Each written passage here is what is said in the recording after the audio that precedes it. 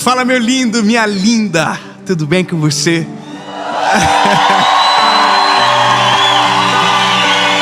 Que bom!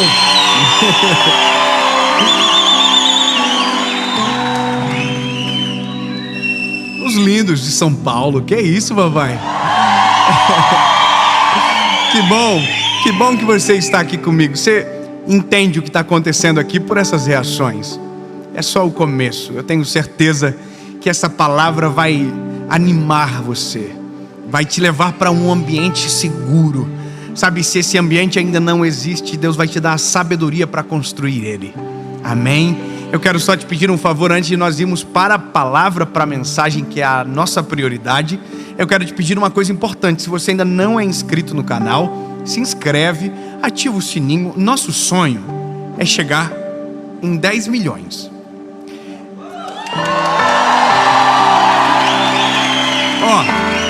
Hoje, a última vez que eu vi, porque hoje eu vi, são 7 milhões e 400 mil. Falta quantos para 10 milhões? 2 milhões e 600. Matemática da terceira série está em dia. É isso aí. Sobe 3, tira 2, vai 4, tira 5, pega lá, divide. 2 milhões e 600 é pouquinho da gente, né? Se você ainda não se inscreveu, se inscreve, nem que seja por dó. Brincadeiras à parte, meu lindo. Ativa o sininho, se inscreve, é importante, porque você vai ter sempre uma palavra e vai ser notificado toda segunda-feira de uma mensagem nova. Se você ainda não curtiu o vídeo, curte, comenta, compartilha e assiste.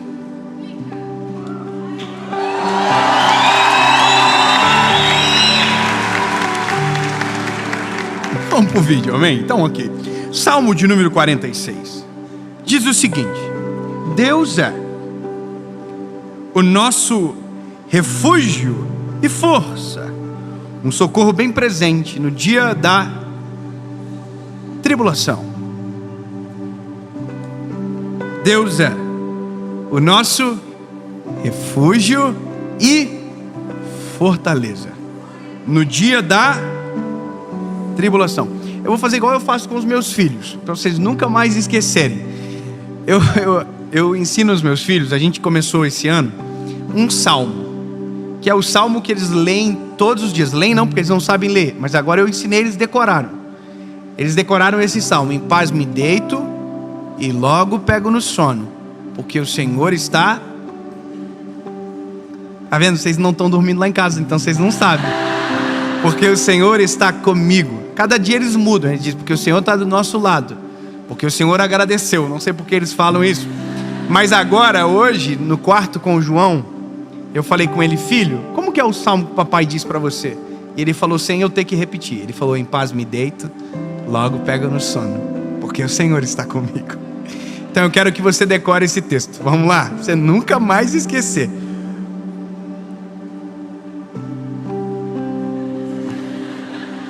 Deus é o nosso... Ai, que lindo! Deus é o nosso refúgio e pronto. Deus é o nosso refúgio. Nossa, vocês foram mais rápido que o meu menino. Estão entendendo que Ele é o nosso refúgio e fortaleza? Eu quero que você... Eu nem vou fazer você decorar o texto inteiro para não demorar. Mas escute, a gente não tem só que decorar isso. A gente tem que gravar no nosso coração, na nossa alma, na nossa mente. Porque nos dias de tribulação, a gente esquece para onde a gente corre. Ou a gente até lembra, só lembra da pessoa errada, do conselheiro errado. E a gente esquece que o nosso principal, a nossa principal rota de fuga tem nome, e é o Senhor Jesus. Só que eu vou te falar uma coisa muito importante, e que eu demorei para entender até que eu casei. O Senhor Deus, que é o nosso refúgio e fortaleza, nos dá a habilidade de construir os nossos refúgios e as nossas fortalezas. Eu vou dizer de novo para você, mas vou te dizer de uma maneira diferente, que eu me lembro de quando eu era criança. Minha mãe e meu pai, a gente viajava juntos, nós íamos para uns interiores da vida, na época do Paraná. Nós íamos de carro. E toda criança, quando ela está viajando, ela faz uma pergunta até chegar ao destino. Qual é? Essa aí. Estamos chegando. E hoje eu tenho meu filho Noah, tenho o João, o Noah e a Serena, né? É uma tropa de elite. O Noah é igualzinho eu, irmão. Então hoje eu entendo que o meu pai, para viajar comigo, me amava muito. Eu entrei ali no palco, meu filho disse: por que o papai está entrando aqui, papai? Falei: porque o papai vai trocar de roupa. Ah, tá. Eu entrei de novo. Ele falou: papai, por que o papai está entrando aqui, papai? Eu falei: filho, para fazer a mesma coisa que o papai fez na primeira vez, trocar de roupa. E eu acabei de voltar.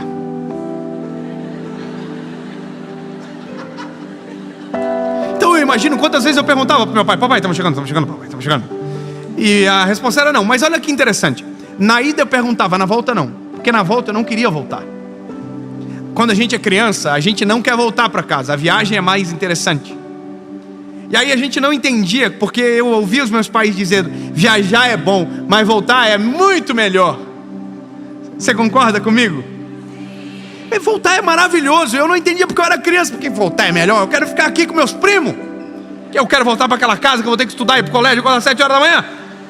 Tá doido? Eu quero ficar aqui para sempre. E eu fazia planos na minha cabeça: eu vou fugir, vou ficar aqui. Um dia eu viajei e me apaixonei por uma menina. E eu fiquei pensando: como que eu faço para voltar para o Paraná sem meus pais? Graças a Deus que eu nunca voltei. Mas olha, porque eu não fazia sentido voltar para casa. Aí eu casei. E eu descobri o sentido de voltar para casa. Eu descobri o que é criar um refúgio de paz. O que é criar um lugar para os tempos difíceis ser um refúgio. E para mim ficou ainda mais claro durante a pandemia. Na pandemia eu descobri quão preciosa era a minha casa. Na pandemia eu descobri quão preciosos eram os tempos. O tempo onde eu não tinha que fazer nada. Eu só tinha que ser pai e ser esposo. Sabe, foi incrível a descoberta. Eu descobri aonde guardavam-se os pratos.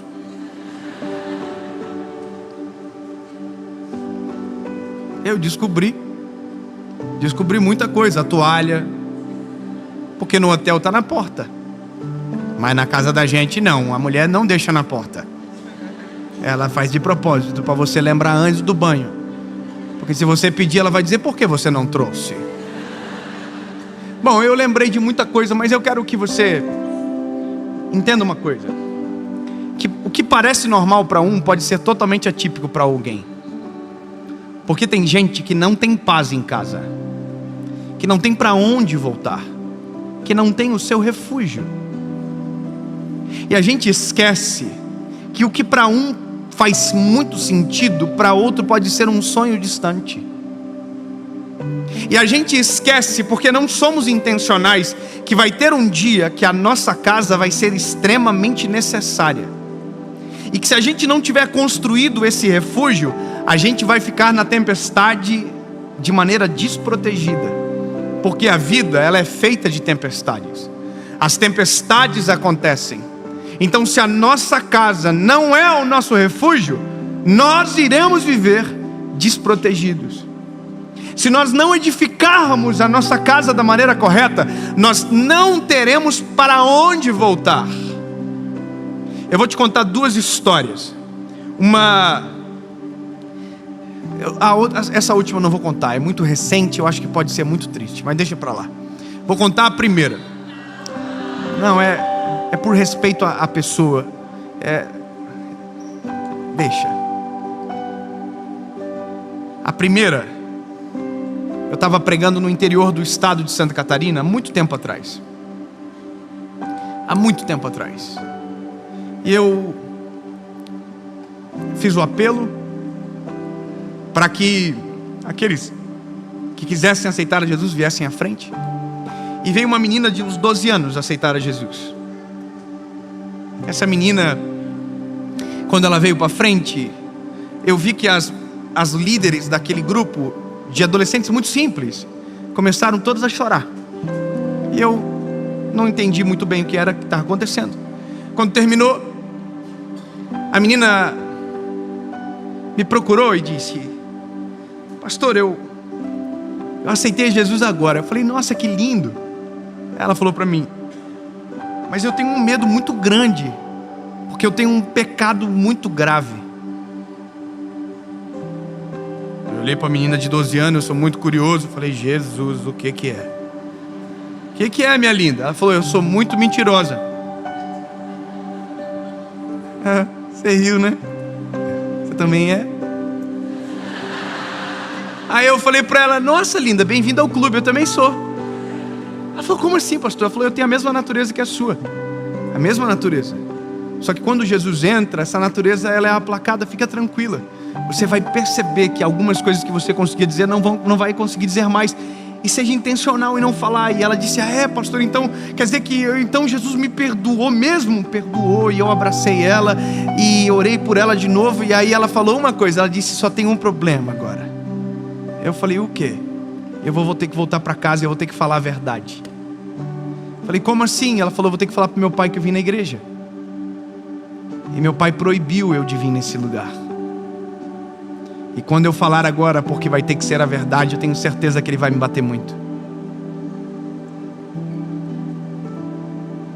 Naquele dia eu descobri que nem todo lar é um ambiente de paz, que nem toda casa é um refúgio, e que nem todo mundo nos dias de tempestade tem um lugar seguro para voltar.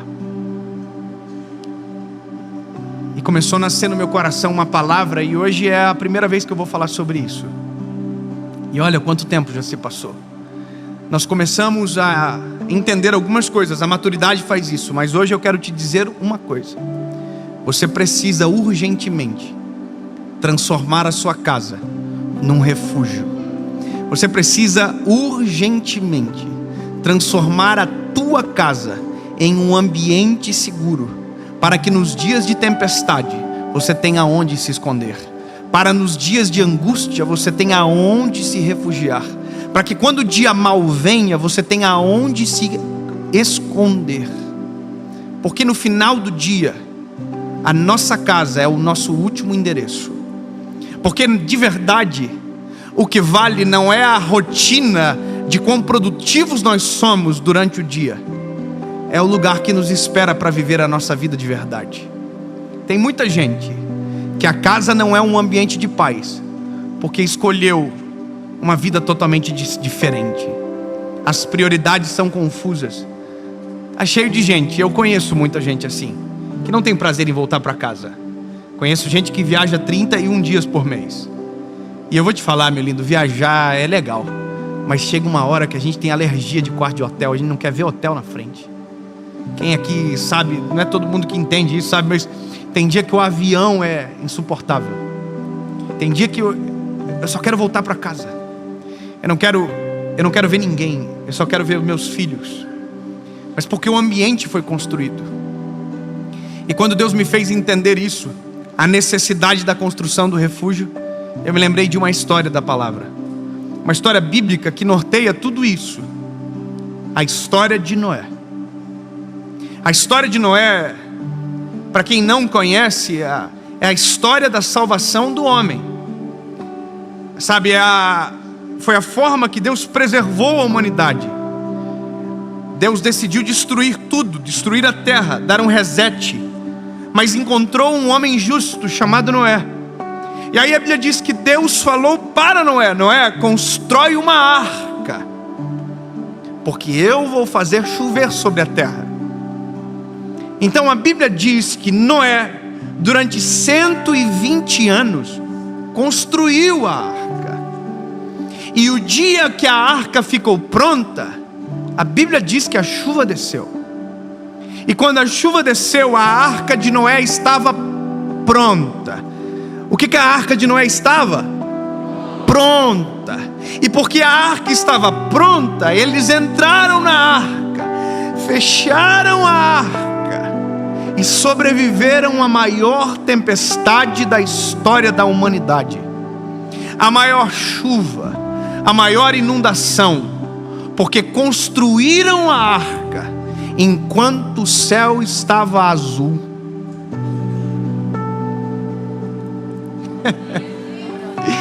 A arca não pode ser construída enquanto está chovendo. A arca tem que ser construída enquanto o céu está azul.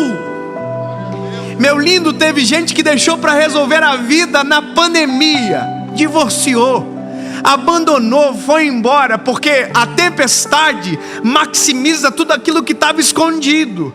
Então a hora de resolver é a hora que o céu está azul.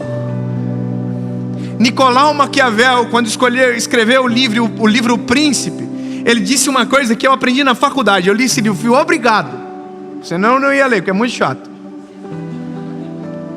Ai meu Deus, ele disse, é chato, mas eu fui obrigado. Mas ele disse um conselho: em tempos de paz, não estejam ociosos. Sabe o que eu quero que você entenda, meu lindo? Aproveita esse ambiente, aproveita enquanto as coisas estão em ordem e coloque estruturas poderosas na sua casa. Posso melhorar? Construa na sua casa um bunker de emoções. Construa na sua casa um bunker para te proteger de qualquer guerra. Está acontecendo uma guerra agora. Mas quem tem um bunker está tranquilo, porque lá fora pode ter uma guerra acontecendo, mas quem está dentro do bunker não sofre o ataque. Eu vou dizer uma coisa para você, meu lindo: o mundo vai piorar. O mundo vai piorar, cada vez fica pior. Mas se você tiver um bunker, não importam as circunstâncias, não importa o que acontecer lá fora, não importam as crises, não importam as pesquisas, não importam os dados.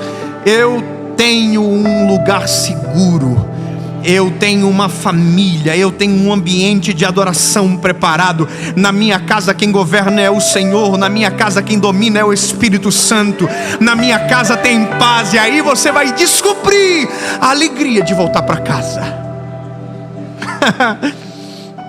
A alegria de voltar para casa. Mas vai ter um dia que vai fazer todo sentido, que é quando a chuva começar a cair. Eu fico imaginando a cabeça de Noé quando a chuva começou a cair, porque nunca havia chovido na terra. Nunca. Eu imagino o dia que Noé estava terminando a arca e a chuva começou a bater no lombo, começou a bater nas costas. Sabe aquela sensação de chuva que começa? Eu imagino Noé olhando para a família dizendo assim: ei, chegou a hora, vamos entrar na arca. A Bíblia diz que Deus falou para Noé: Noé, entra na arca e tranca ela por dentro. Quem está fora não vai conseguir invadir. Sabe, quem está fora não vai conseguir atrapalhar. Sabe, o Senhor é o nosso socorro bem presente no dia da angústia. Sim, Ele é o nosso refúgio, socorro bem presente na tribulação. Sim, Ele é. Mas a nossa casa, através da graça do Senhor, pode ser esse refúgio também. Eu não sei como está a sua família, eu não sei o que te causa ouvir uma palavra como essa, mas eu quero te dizer, meu lindo: uma hora a chuva cai, uma hora a chuva desce. E se o nosso ambiente de chegada e de partida não estiver organizado, é muito triste. Tem gente que sacrifica o refúgio, tem gente que sacrifica a casa, tem gente que sacrifica os filhos, tem gente que sacrifica a esposa, toma decisões que destroem o seu refúgio, e quando voltam não chegam. Entendeu? Tem gente que volta para casa, mas não chega em casa. Tem gente que não dedica tempo de qualidade com os filhos. Tem gente que sequer conversa com a esposa olhando nos olhos. Tem mulher que não tem prazer nenhum em servir o marido.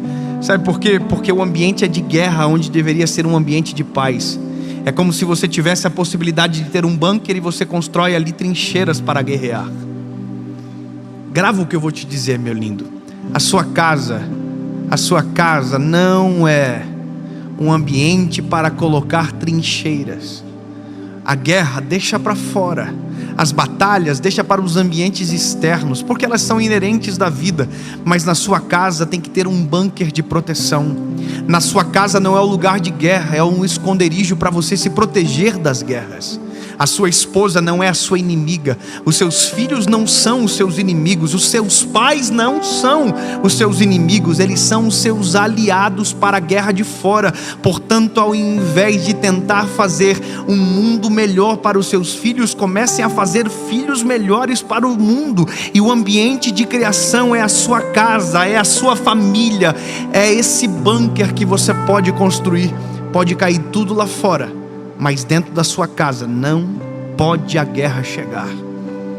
Você está entendendo o que eu estou te dizendo? Não deixe a guerra chegar dentro da sua casa, porque quando ela chega, aí você não tem mais força para viver lá fora. Vou te contar uma coisa. Eu não tinha condições para comprar presente para meus filhos se eu tivesse filhos lá atrás. Quando eu tinha 19, 20 anos, eu não tinha dinheiro para comprar uma coxinha. Imagina, meu filho pediu um Lego. O Lego, irmão. Você precisa descobrir. Lego, Hot Wheels, é mais caro do que comida. Eu não tinha condição. E aí de repente a gente tem. Então a gente pode comprar. Mas eu vou te contar uma coisa que aconteceu. Meus filhos. Eu descobri a maneira mais poderosa de trazer eles para perto de mim. E não é dando um presente caro, é sentando no chão com eles. Uma semana atrás eu tinha uma live para fazer às 21 horas. E é exatamente o horário que eu tenho tempo de qualidade com os meus filhos. E aí eu tinha uma live e eu tinha meus filhos. Eu não tinha feito aquele compromisso, fizeram por mim. Eu falei, querido, pode cancelar. É o tempo dos meus filhos. Muda para as 22. Mudei para as 22. E aí eu fiz uma coisa com o João e com o Noah. Naquele dia eu fiquei extremamente satisfeito, sabe? Me senti um pai assim, nossa, importante. Sentei com eles no chão e resgatei uma brincadeira que eu fazia quando eu era criança. Eu construí uma pista de carro de corrida com um grampo de roupa. Irmão, eles têm pistas da Hot Wheels. Mas a melhor pista que eles viram na vida foi a pista de grampo. Porque o segredo não era a pista. O segredo era o pai sentado no chão com eles. Eu vou te falar uma coisa, meu lindo. O segredo não é a bolsa que você compra para tua esposa. O segredo é o abraço verdadeiro que você dá nela. Posso falar uma coisa para você, minha linda? O segredo não é o presente. Não, o segredo é a tua presença. A gente confunde os valores. A gente está tentando comprar aquilo que não tem dinheiro no mundo, nem Mastercard. É você. Portanto, não espere para construir o refúgio no dia que a chuva começar a cair. Construa o seu refúgio agora, enquanto o céu está azul, enquanto os teus filhos ainda são pequenos, enquanto a sua esposa ainda está com você. Porque não adianta nada ganhar o mundo inteiro e não ter para onde voltar para celebrar. Não adianta nada ganhar todo o dinheiro do mundo e não ter gente com você para desfrutar no final do dia. Não adianta nada. Cuidado com o preço que você paga pelo dinheiro que você ganha. Eu vou dizer de novo. Tome cuidado com o preço que você paga pelo dinheiro que você ganha. Tem preços que são altos demais. Se sacrificar a sua família, meu lindo, não vale a pena. Dinheiro frouxo não vai ter graça nenhuma lá na frente. Mas vale dividir uma comida simples com a família toda ao seu lado do que comer um banquete sozinho na mesa mais cara do mundo.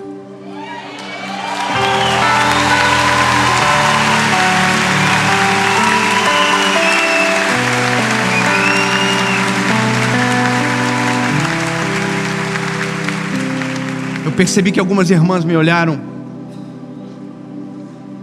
como se estivesse dizendo, e a bolsa?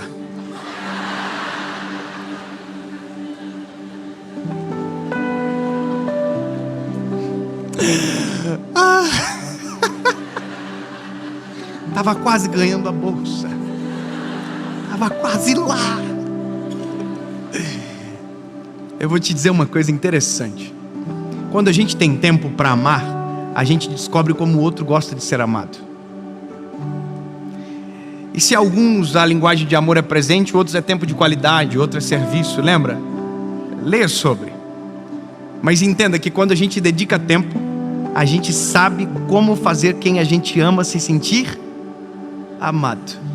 E é nessa simplicidade da vida, nas minúcias de uma rotina, que você constrói um lugar delicioso para voltar. Eu estou indo viajar amanhã. Eu não vou voltar para casa hoje. E é uma das primeiras séries que eu trouxe a minha família toda junto comigo. Eu trouxe o João, eu trouxe o Noah, eu trouxe a Serena, a Paulinha, está todo mundo junto. Porque sabe qual é a graça do refúgio? É que se você construir ele bem feito, ele te acompanha aonde você for.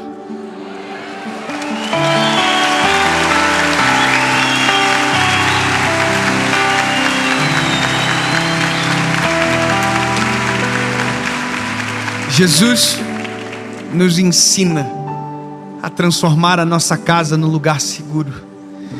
Senhor Jesus, cura a nossa família, cura os nossos pais, cura as nossas emoções, nos dá forma, Jesus, porque às vezes nós até queremos, mas quem está junto não quer.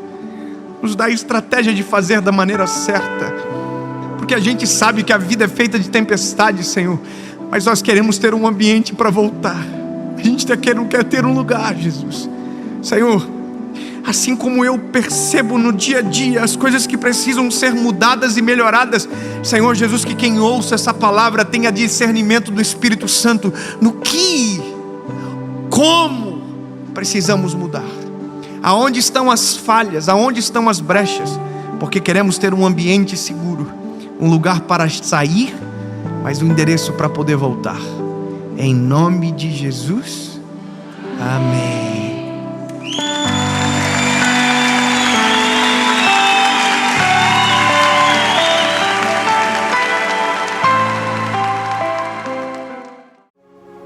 Fala, meu lindo, tudo bem?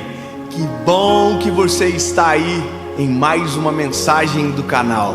Eu tenho uma palavra de Deus para você. Dessa vez eu quero de verdade, fique comigo até o final. O tema é maior do que a dor.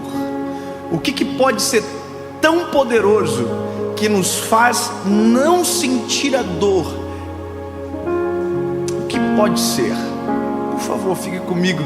Eu só quero te pedir um favor muito importante, para que essa mensagem vá ainda mais longe, e para que além de você, outras milhões de pessoas possam ouvir e ver. Curte o vídeo, comenta, e claro, se você ainda não é inscrito no canal, se inscreva, ativa o sininho, que toda segunda-feira tem uma mensagem para você aqui. Vamos pro vídeo?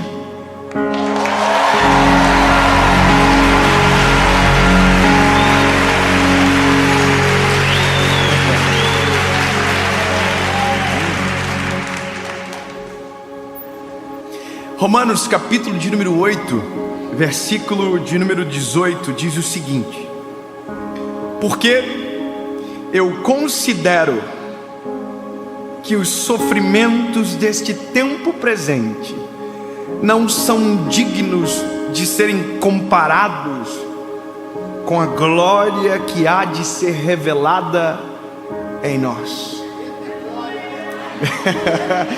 Eu vou dizer de novo. É muito bom, porque eu considero que os sofrimentos deste tempo presente não são dignos de serem comparados com a glória que há de ser revelada em nós. Essa mensagem, ela nasceu no meu coração ontem, aqui atrás, enquanto eu conversava com o apóstolo Joel, que é pastor dessa igreja que estamos gravando agora.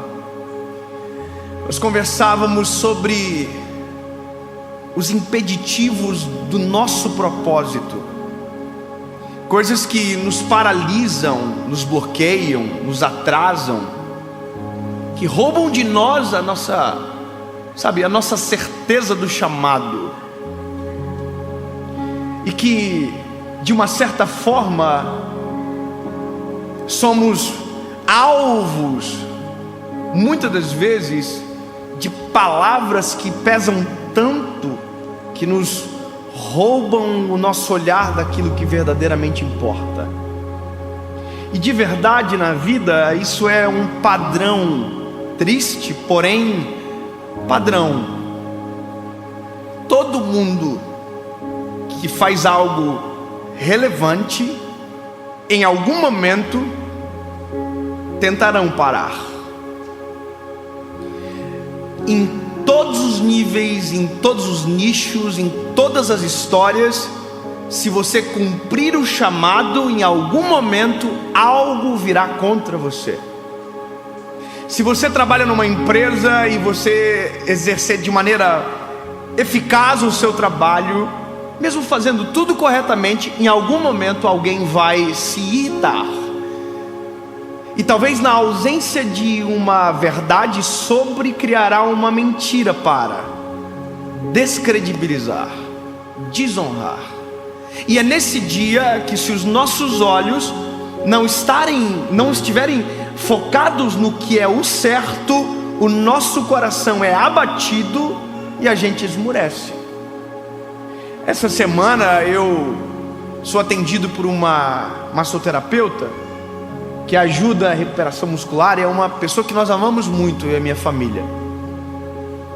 E ela dizia para mim que alguém proferiu comentários muito maldosos sobre ela, e foi tão duro o que ela viu, que ela ficou em casa e não conseguiu sequer ir trabalhar, o dia inteiro na cama, triste por conta de uma palavra. Olha quão poderoso é uma palavra. E sabe, aquilo me fez refletir, e eu disse para ela: ô minha linda, você é muito fraca. Mas aí eu lembrei que eu também já passei uns perrenguezinhos na vida assim também. E que na verdade a nossa humanidade, ela é assim. A gente às vezes tem 100 pessoas dizendo que está tudo bem, mas se um falar que está errado, a gente acaba com tudo. Todo mundo está dizendo uau, que lindo, mas se um dizer feio, a gente faz porque a gente é assim. Então, se os meus olhares estiverem sobre o aplauso ou sobre a crítica, em algum momento eu vou passar um problema e eu vou desistir. E aí, o que me fez chegar a esta palavra foi uma história de um homem da Bíblia que eu vi aqui atrás. Estevão, o primeiro mártir da Bíblia, o primeiro homem que morreu por amor ao Evangelho. Sabe, morreu pela missão. A Bíblia vai dizer que em Atos dos Apóstolos, a igreja primitiva está pujante, ela está acontecendo. Depois da descida do Espírito Santo de Atos dos Apóstolos, a igreja é poderosa, ela tem frutos poderosos, e assim como pessoa, uma organização que cresce também irrita. E a Bíblia vai dizer que autoridades judaicas estavam incomodadas com a igreja, assim como estavam incomodados com Jesus, assim como estavam incomodados com Moisés, assim como estavam incomodados com José, assim como estavam incomodados com tantos outros homens que Deus levantou. Sempre vai ter alguém extremamente incomodado, basta você olhar a história. Mas aí a Bíblia vai dizer que a necessidade fez com que os apóstolos levantassem 7 homens de caráter para servir a mesa e auxiliar na igreja do Senhor. E um desses rapazes, o nome era Estevão. E se você ler a história de Estevão, há poucos relatos na Bíblia, mas de uma coisa eu sei que ele tinha caráter, era decente e era cheio do Espírito Santo de Deus. E isso é uma das características mais importantes de alguém. Não é o talento, não é o mérito, é a presença do Espírito Santo. Quanto mais cheio do Espírito Santo você for, mais convicto no que você está fazendo você se torna. Daí a Bíblia vai dizer que ele era cheio do Espírito Santo, ou seja, ele fazia o que lhe era proposto e fazia mais. A Bíblia diz que as pessoas eram curadas por ele, e isso irritava as autoridades judaicas, até o momento que não havendo nada contra, inventaram uma mentira. Falaram que Estevão estava blasfemando contra a lei de Moisés. Olha que loucura! E essa palavra sobre ele fez com que fosse julgado, condenado, e a morte dele foi apedrejamento. A morte por apedrejamento talvez seja uma das piores da Bíblia. Uma morte cruel. Você era apedrejado por todos e no final uma pedra muito pesada era solta no seu peito para que asfixiasse você e morresse até ali, naquele lugar, com uma pedra no peito. Só que tem uma coisa na história que é poderosamente linda. É que a Bíblia diz que enquanto apedrejavam Estevão, havia uma glória na face dele. Havia um semblante lindo na face dele. E a Bíblia diz que ele relata: eu estou vendo o céu aberto e contemplo a glória do Senhor. Ou seja, enquanto ele estava sendo apedrejado, os olhos dele estavam voltados para um lugar. E aqui o que me incomoda é: como pode alguém que está sendo apedrejado ter um semblante bonito? Eu vou te contar uma outra coisa. Sabe, os cristãos ainda são perseguidos no mundo. E existem países aonde os cristãos são mortos pela sua fé. E eu vou te dizer uma história rápida. Uma das execuções que foram feitas, descobriu-se que precisava mudar o método. E os cristãos que estavam sendo mortos tiveram que ser todos encapuzados a partir daquela percepção dos homens maus que estavam matando eles. Sabe qual a percepção? É que se deixasse eles sem capuzes, a face deles irritava, porque eles sorriam enquanto estavam morrendo. Havia sorriso no rosto, porque o que é esse tempo de dor que estamos vivendo comparado à glória que está sendo preparado para nós? O que é esse sofrimento comparado com aquilo que tem preparado para nós? Como que eu mato alguém que diz: morrer para mim é lucro e viver é Cristo? Sabe, experimentaram tirar a máscara de um homem e quando levantaram tinha um sorriso debaixo. Coloca o capuz de novo. Apedrejaram Estevão, mas o semblante dele havia paz. E aqui eu travei. Como pode ser apedrejado e continuar sorrindo? Como pode apanhar e continuar vivo aqui? Como pode? E aí eu entendi uma coisa, que na verdade alguém entendeu primeiro. E quem foi que me contou essa história? Se eu estou vivendo o meu propósito, eu preciso saber que fará parte do processo a pedrada, que fará parte do processo a crítica, que fará parte do processo a dor, cujo qual essa dor não se compara à glória que nos é separada, que nada se compara.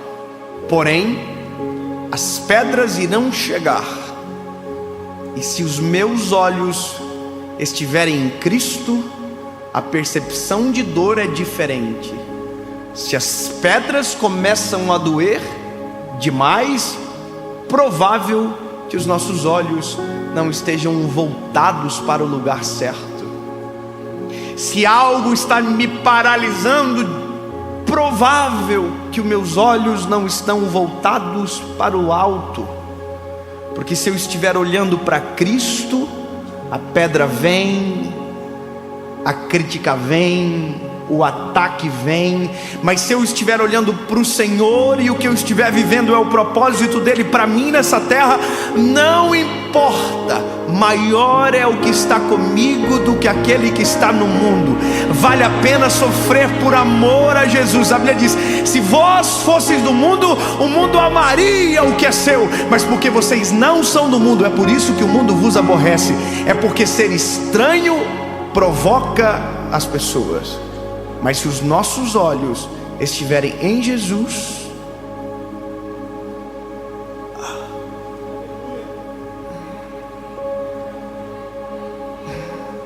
continuaremos a viver aquilo que Deus nos chamou para fazer. Aleluia. Porque se colocarmos numa balança o sofrimento e a glória,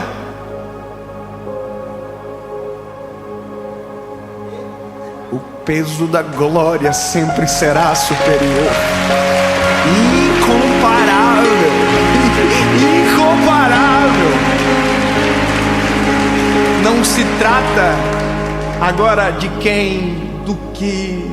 Não se trata de quem está falando, do que está falando. Se trata aonde estão os meus olhos.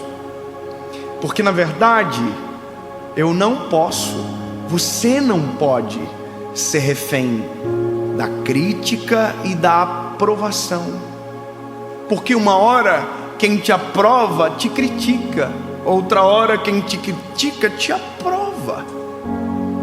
Então, o que tem que nortear o nosso coração não é o aplauso nem a crítica, mas o Senhor. Por isso que os nossos olhos para viver o propósito tem que estar no Senhor Jesus. Porque todas as vezes que olhar para o Senhor é a noção perfeita do que eu devo fazer: prosseguir, pausar, descansar, porém nunca retroceder, nunca voltar atrás. Porque se é o propósito, continua. Entende? Estevão já sabia o que estava prestes a viver.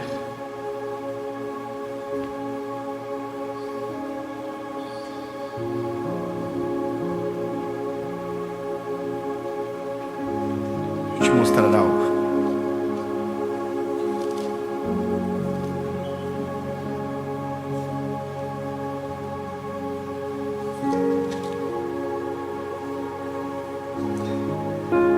Mas ele, estando cheio do Espírito Santo, olhando firmemente para o céu, viu a glória de Deus e Jesus em pé à destra de Deus, e disse: eis que eu vejo os céus abertos e o Filho do Homem em pé à destra de Deus.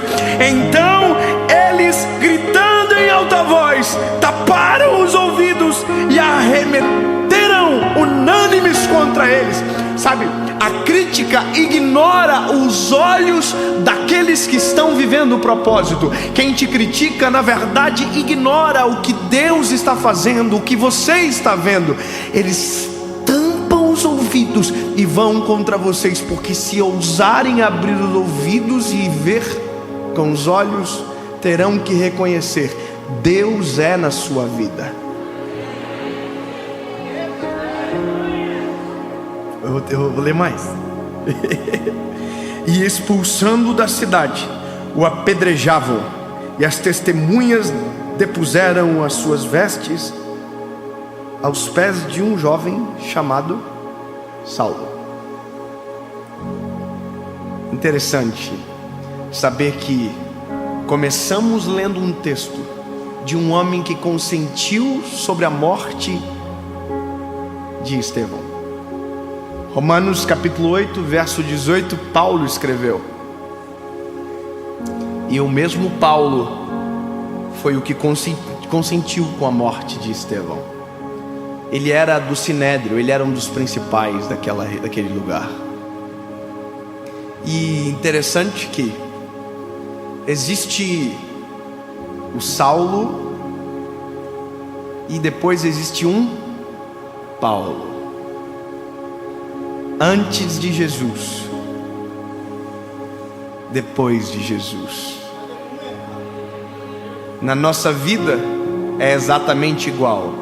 Existe o antes de Jesus e o depois de Jesus.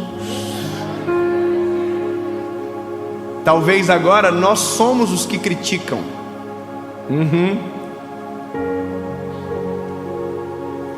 Talvez agora nós somos o que atiram as pedras.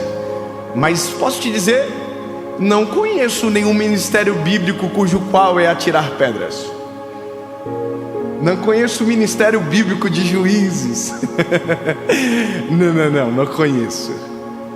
Mas eu conheço um ministério, o que ganha as pedras. Porque todas as vezes que o nome de Jesus for glorificado através de você,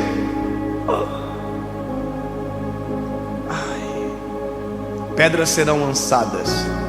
Mas se os teus olhos estiverem no Criador, a glória será maior do que a dor da pedrada sobre você.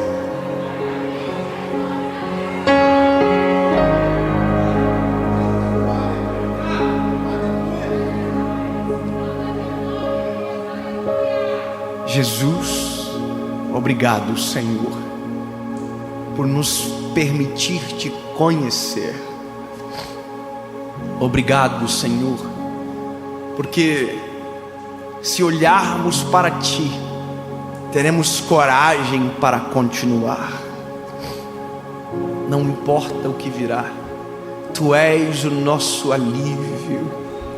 Tua glória é superior à dor de todos os processos.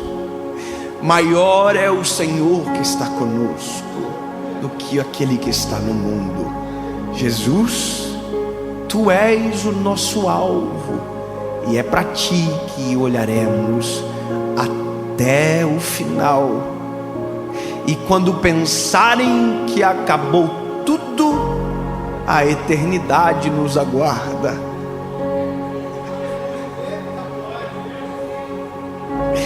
Porque na verdade, Pai, tudo o que fazemos em vida, tudo é sobre ti, Jesus.